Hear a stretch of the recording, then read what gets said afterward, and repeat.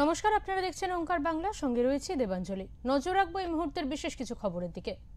ফের অ্যাকশন মোডে ইডি। শুক্রবার সকালে দমকল মন্ত্রী সুজিত বসুর অফিস সহ কলকাতার 7 ঠিকানায় হানা দিলেন ইডি আধিকারিকেরা।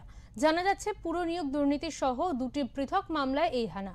পুর নিয়োগ দুর্নীতি মামলায় দীর্ঘদিন ধরেই তদন্ত চালাচ্ছে ইডি। অয়নশীল সহ একাধিক ব্যক্তিকে গ্রেফতারও করা হয়েছে। তাদের জেরা করে পাওয়া তথ্যের ভিত্তিতে ধীরে ধীরে রহস্যের শিকড়ের কাছাকাছি পৌঁছচ্ছেন তদন্তকারীরা।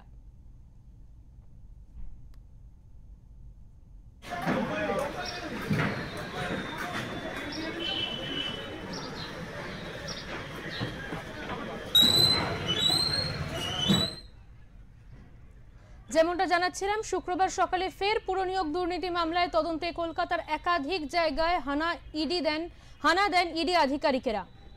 সল্টলেকে দমকল মন্ত্রী সুজিত বসুর অফিস, নিউ আলিপুরে এক আইনজীবীর বাড়ি, নাগের বাজার কাউন্সিলর নিতাই দত্তের বাড়িতে যান তারা। শেষ পাওয়া খবর অনুযায়ী এখনো চলছে তল্লাশি।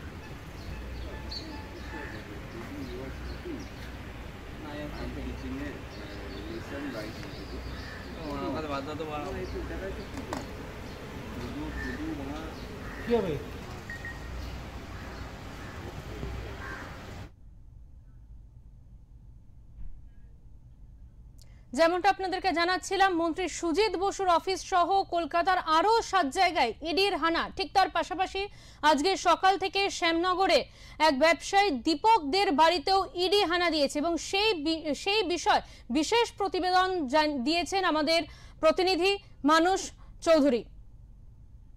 মুহূর্তে দাঁড়িয়ে আছে শ্যামনগর যে মোড়, সেই মোড়ের সামনে এক প্রমোটার দীপক দে, যার নাম, তার বাড়িতে কিন্তু সকালবেলা ইডি আধিকারিকরা তারা আসে।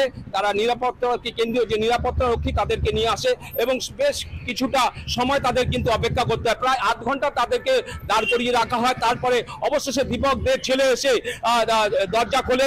প্রায় 5 ঘন্টা অতিক্রান্ত, এখনো পর্যন্ত ইডি আধিকারিকরা তাকে জিজ্ঞাসাবাদ করছে এবং তল্লাশি চালাচ্ছে। আমি সেই ছবি একবার দেখাতে বলবো আমার ক্যামেরা পার্সনকে।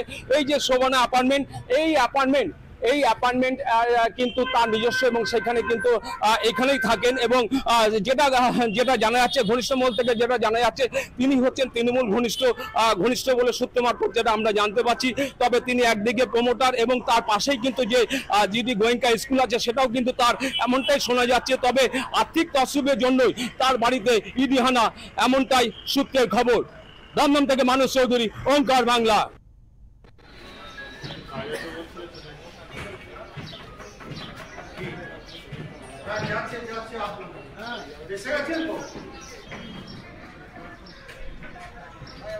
আপনাদেরকে আবারও জানিয়ে রাখবো, ফের অ্যাকশন মোডে ইডি। শুক্রবার সকালে একাধিক জায়গায়, কলকাতার একাধিক জায়গায় ইডির হানা। দমকল মন্ত্রী সুজিত বসুর অফিস সহ কলকাতার আরো 7 জায়গায় ইডির হানা। পুর নিয়োগ দুর্নীতি সহ আরো বিভিন্ন মামলায় এই হানা দিচ্ছে ইডি, এমনটাই কিন্তু সূত্র মারফত জানা গিয়েছে।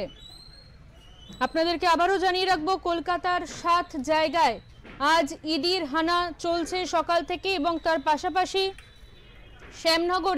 শ্যামনগরে ব্যবসায়ী দীপক দের বাড়িতেও কিন্তু ইডির হানা চলছে। এখনো পর্যন্ত সেই হানা চলছে, যা জানা যাচ্ছে তা এখনো পর্যন্ত সেই সকল জায়গাগুলিতে ইডির হানা চলছে। দক্ষিণ দমদম পুরসভার ভাইস চেয়ারম্যান, তার বাড়িতেও কিন্তু ইডির হানা। আপনাদেরকে আবারও জানিয়ে রাখবো, সকাল থেকেই কলকাতার 7 জায়গায় ইডির হানা। সুজিত বোসের বাড়ি থেকে শুরু করে, দমকল মন্ত্রী সুজিত বসুর বাড়ি থেকে শুরু করে আরো 7 জায়গায় ইডির হানা। শুধুমাত্র সুজিত বসুর বাড়ি নয়, তার অফিস থেকে বাড়ি সর্বত্র, এবং তার পাশাপাশি কলকাতার আরো 7 জায়গায় ইডির হানা। পাশাপাশি দক্ষিণ দমদম পুরসভার ভাইস চেয়ারম্যানের বাড়িতেও ইডির হানা।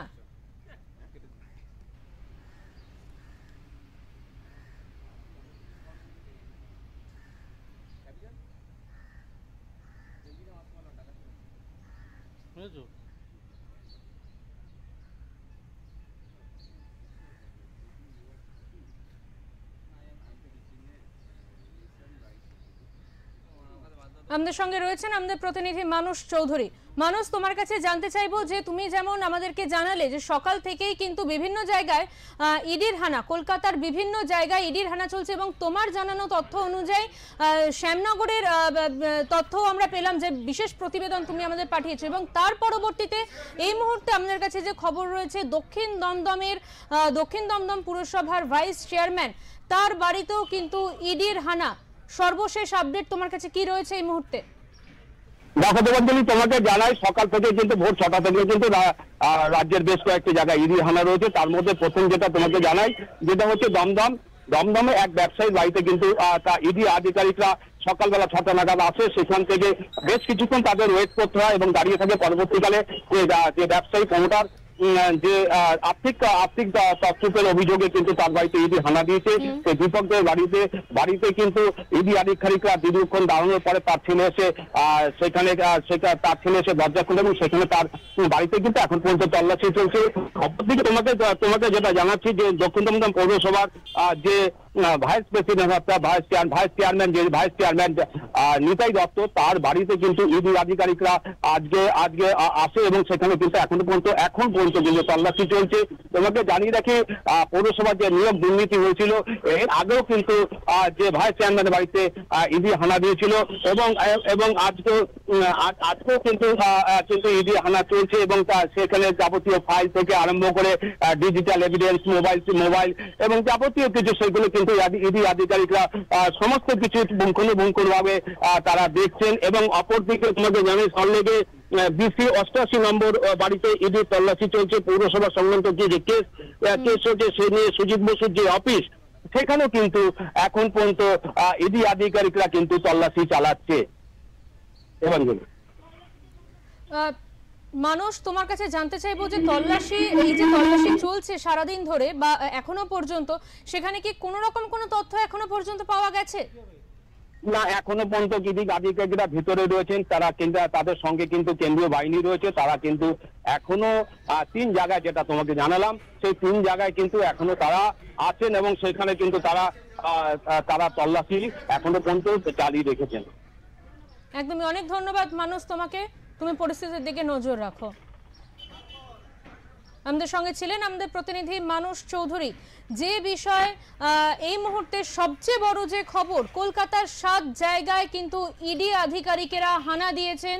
সুজিত বসু, দমকল মন্ত্রী সুজিত বসুর অফিস সহ কলকাতার আরো 7 জায়গায় ইডি আধিকারিকদের হানা। এবং এর পাশাপাশি যে তথ্য উঠে আসছে, দক্ষিণ দমদম পুরসভার ভাইস চেয়ারম্যান, তার বাড়িতেও ইডির হানা, এবং শ্যামনগরে এক ব্যবসায়ী, তার বাড়িতেও কিন্তু ইডির হানা। এখনো পর্যন্ত তল্লাশি চলছে। এখনো পর্যন্ত সেই অর্থে কোনো রকম কোনো তথ্য না পাওয়া গেলেও তল্লাশি কিন্তু এখনো চলছে।